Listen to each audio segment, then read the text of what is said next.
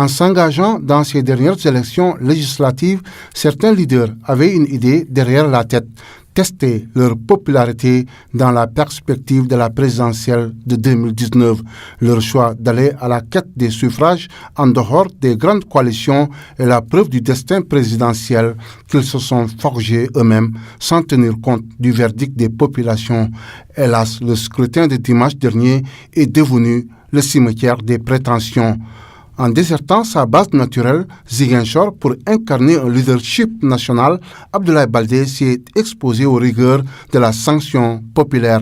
Le verdict des urnes a été fatal au président de l'UCS qui devra désormais revoir ses ambitions à la baisse. Le réalisme politique doit amener le maire de Ziguinchor à comprendre qu'il est et qu'il demeure, pour le moment en tout cas, un leader local battu dans son bureau, son centre, sa ville, son département et dans sa région.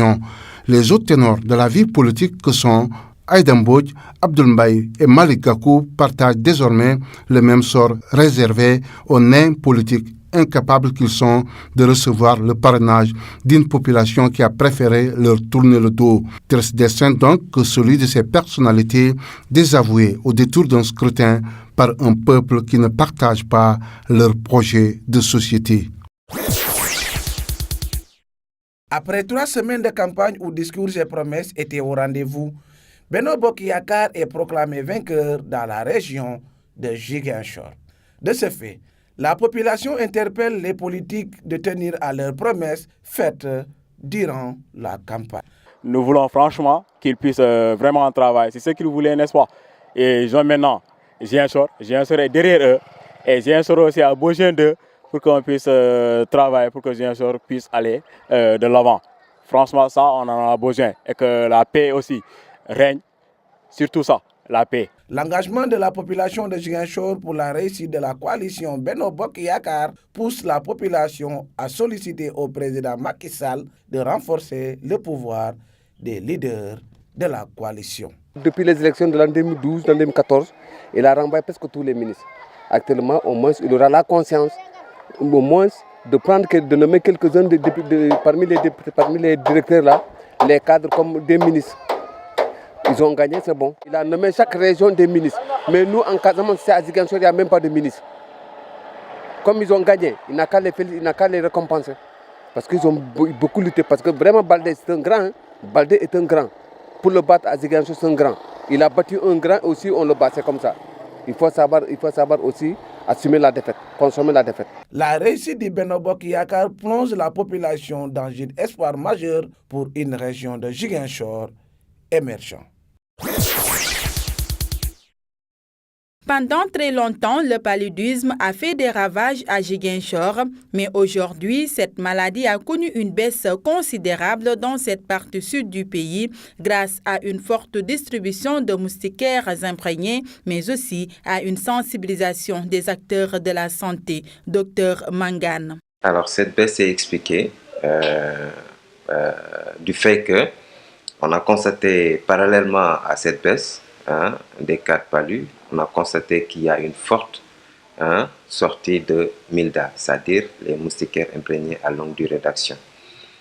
On a eu pratiquement plus de 3000 moustiquaires qui sont sortis. Et on a vu que si il y a les campagnes pré-hivernales qui se focalisaient sur la sensibilisation, et les gens ont commencé à comprendre que seule la moustiquaire est le moyen le plus efficace de lutter contre la propagation du paludisme. Des conseils ont été donnés par le responsable du centre de santé de Ziguinchor pour éviter cette maladie.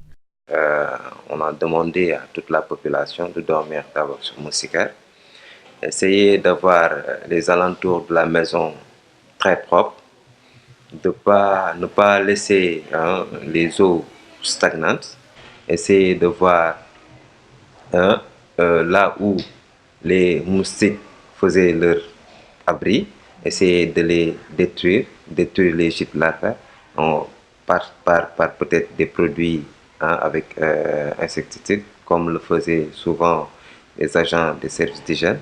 Au jour d'aujourd'hui, le district sanitaire de Ziguinchor n'a enregistré que 20 cas de palu. Pour le moment, aucun cas de décès causé par le paludisme n'a été constaté à Ziguinchor.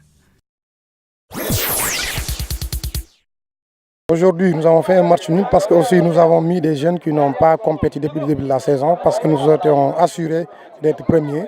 Donc il fallait mettre les autres pour voir ce qu'ils peuvent faire parce que depuis le début de la saison, ils n'ont pas joué. Donc on a fait tourner l'effectif et faire jouer les autres qui n'ont jamais joué. Mais cela ne veut pas dire qu'on n'avait pas de considération pour ce match. On en avait envie, on voulait gagner. Mais malheureusement, aujourd'hui, on a eu en face de nous des adversaires qui ont tenu et qui nous ont causé d'énormes difficultés. Mais nous sommes satisfaits quand même du résultat parce que nous avons fait tourner l'effectif. Le championnat régional, c'est d'être champion régional. En plus qu'on est premier dans notre poule, il nous reste un match à jouer. Il faut tout faire pour ne pas perdre ce match aussi, pour conserver le titre la position première dans cette poule et jouer les demi-finales tranquillement et puis s'assurer aller en finale et remporter le championnat. Parce que depuis 3 ans, c'est le Casa Sport qui est champion régional, donc nous voulons continuer à conserver ce titre-là encore une 4e fois. C'est un match difficile d'abord parce qu'avec les 9 ans là et les vacances, on a perdu pas mal de gosses. Vous savez, on a joué contre le Casa Sport. Ils ont plus de solutions que nous. Aujourd'hui, ils ont presque tourné leur équipe. Mais ça reste toujours une équipe compétitive. Par rapport à nous, on n'avait pas beaucoup de solutions d'échange. Ces temps-ci, on ne s'entraîne pas. Les gosses sont restés chez eux. C'est hier à 19h que j'ai appelé tout chacun pour lui dire qu'on a un match demain. Comme vous voyez, vous avez constaté ça dans le match. Bon. Et les gosses sont en train de tomber des crampes. C'est un peu difficile, quoi. C'est un peu difficile parce que ça fait 1 mois, 2 mois, on n'a pas joué. Les gosses sont découragés, d'autres sont partis en vacances, d'autres sont partis jouer les Noëtans.